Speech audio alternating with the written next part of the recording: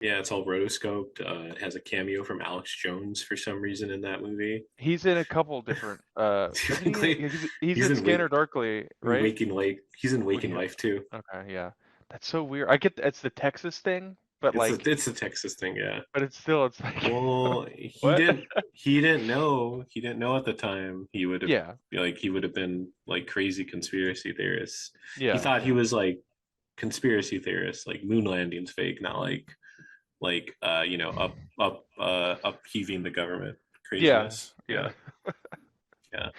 yeah. But Back in the yeah, '90s, where conspiracy theories were they were so quaint. they're really quaint. They're like Yeah, cute. Yeah, it was yeah. Like like Stanley more. Kubrick faked the moon landing, and now it's like Yeah, nothing is real and everything's fake, and you're like, what? birds aren't real. Yeah, that's true. Birds are not real. They're talking.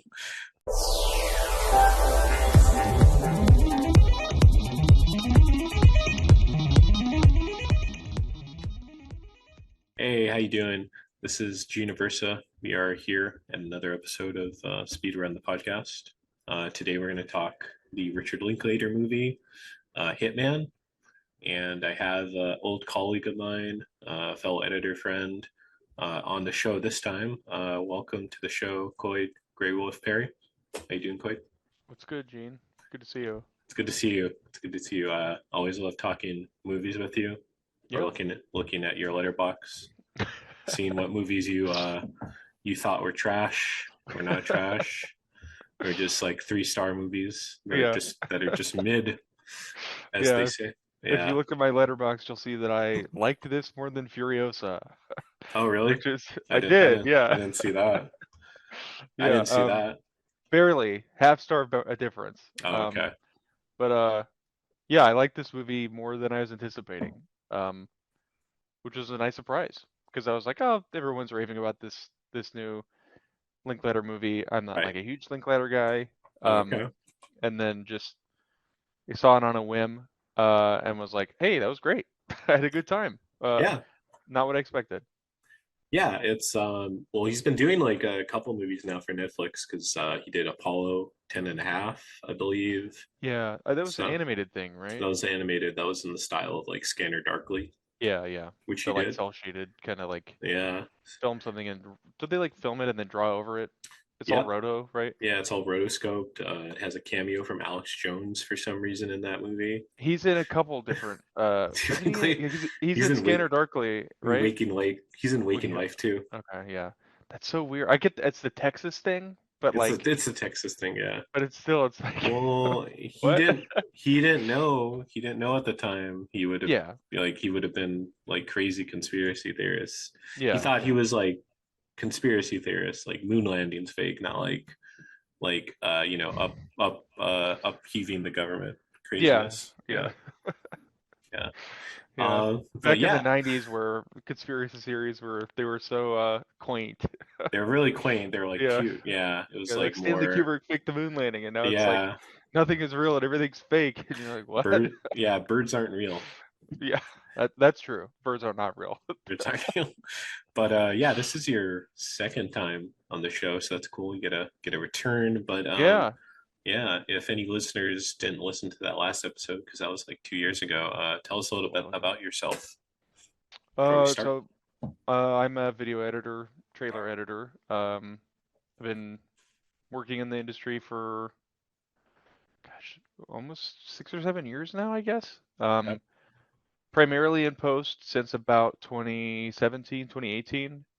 So I've been used to edit for the Overwatch League. Used to work with you at G4, editing on XPlay. Hmm. Um, Currently editing game trailers for Netflix games, which has been really fun. Nice. And very different from everything I've done up to this point. Yeah. But yeah. Yeah, no, it's always good, working.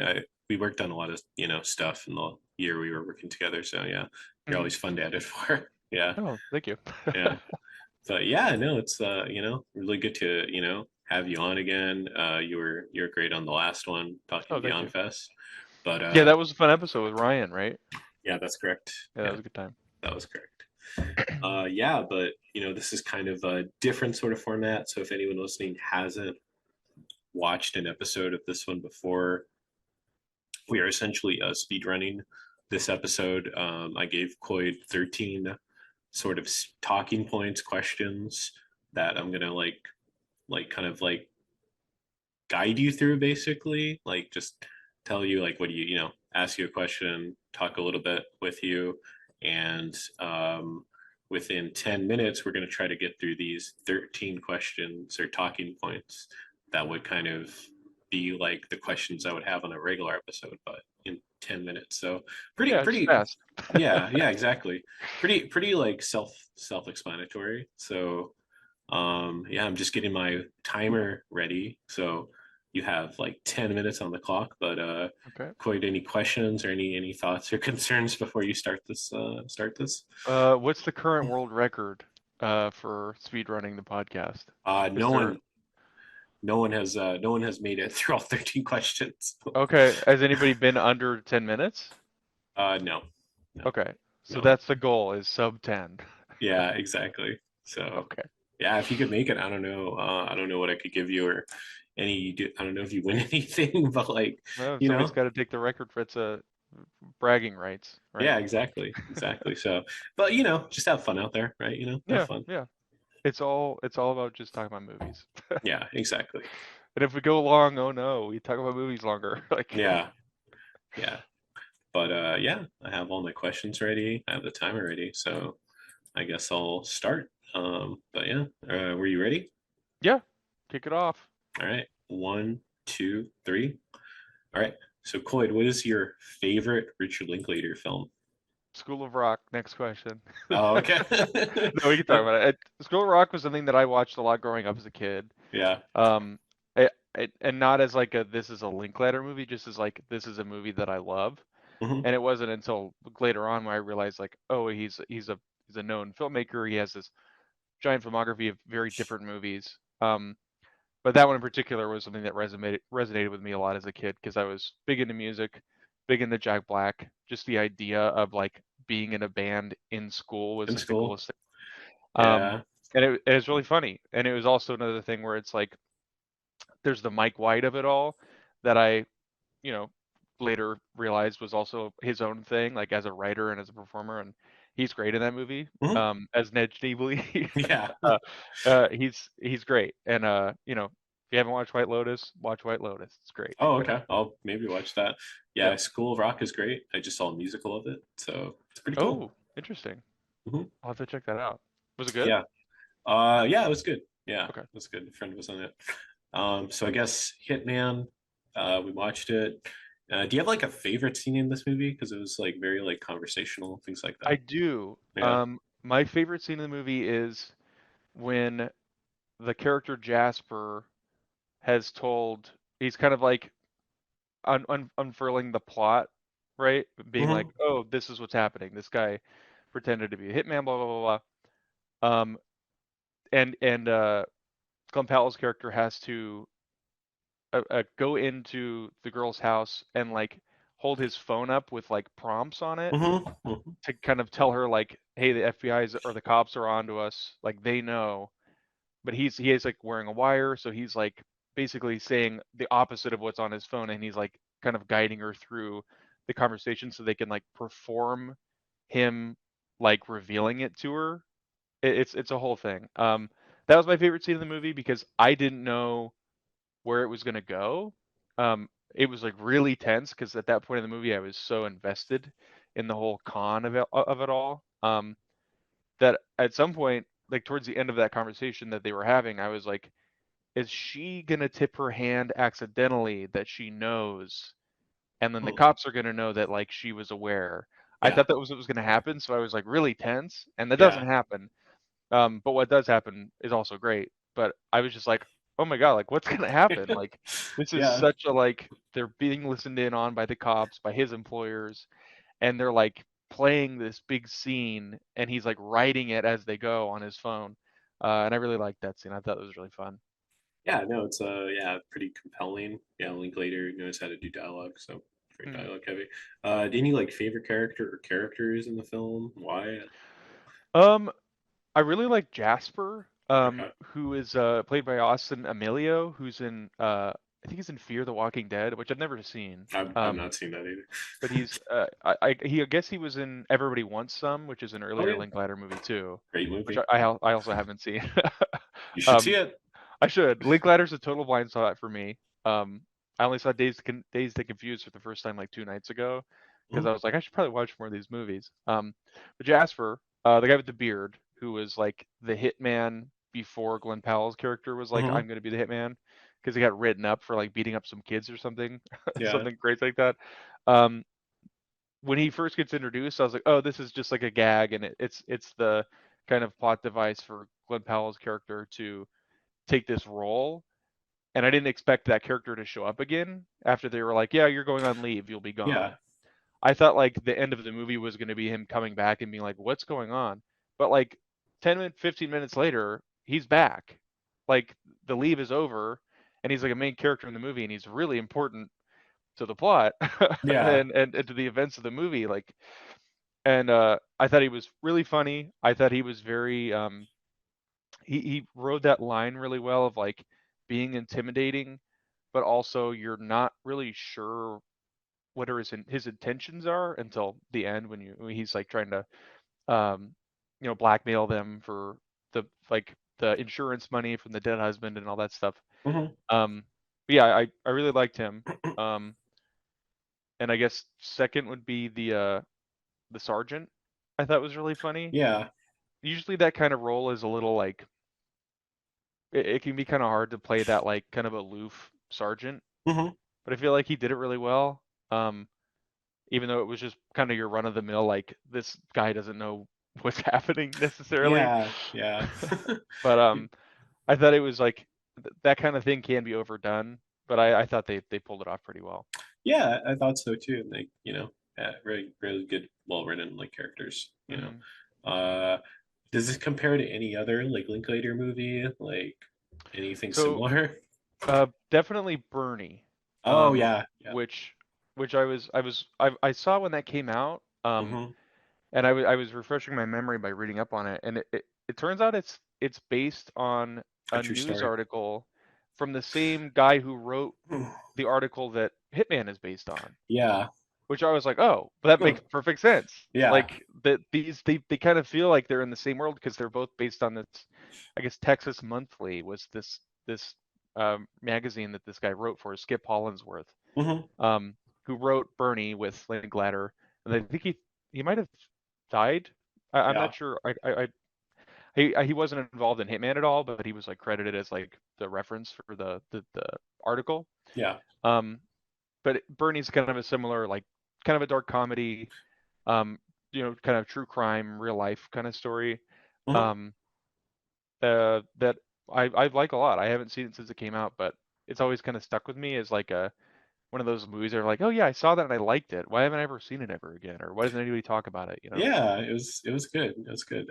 Yeah, I would say it compares to it pretty well. Hmm. Even though I misspelled this on the document, Glenn Powell, they say is the next movie star. Did you read Tom Cruise showing him his personal movie as basically a cinematic instruction video on how to make movies? Like what? Yeah, have you heard of that? No, I have not heard of that. I saw it mentioned in the docket and I was like, what is this?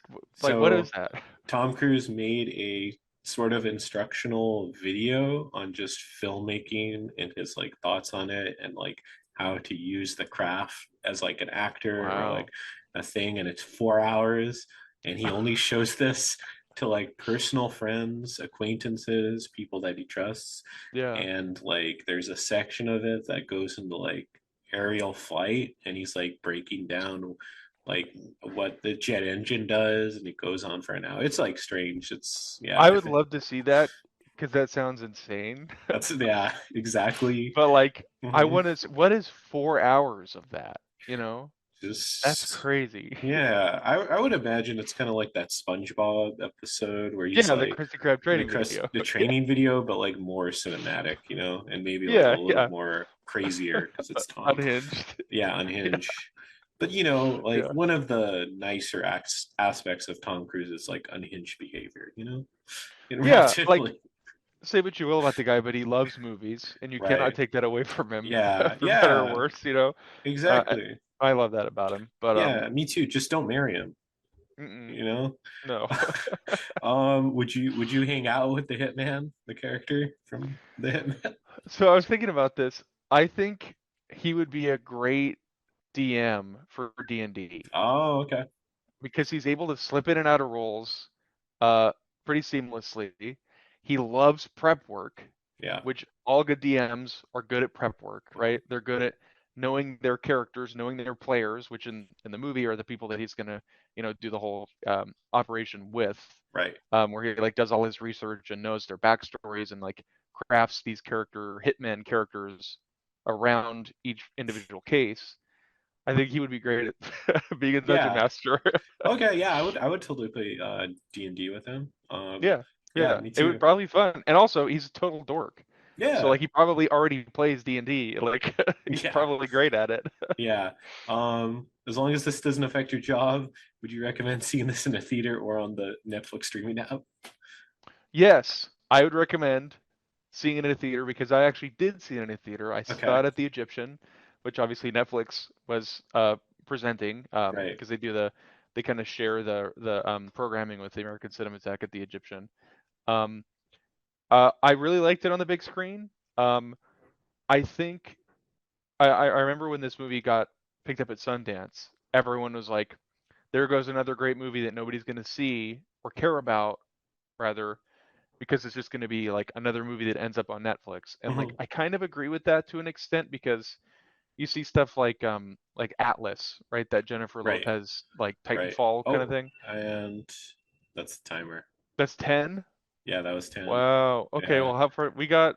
Well, we got like half. You We got like like 3 left. yeah, you got like three left. Okay. Do Yeah. we If stop or do we keep going? we kind of have to stop, but if you want to finish your Oh thought, I no was no no. curious. I was curious, like the Atlas movie. Well, I was gonna say like there's like all these movies that Netflix has where everyone's like, who watches this? And Yeah. everyone and their mother has like put it on while they're doing laundry, but has not like sat down and watched it.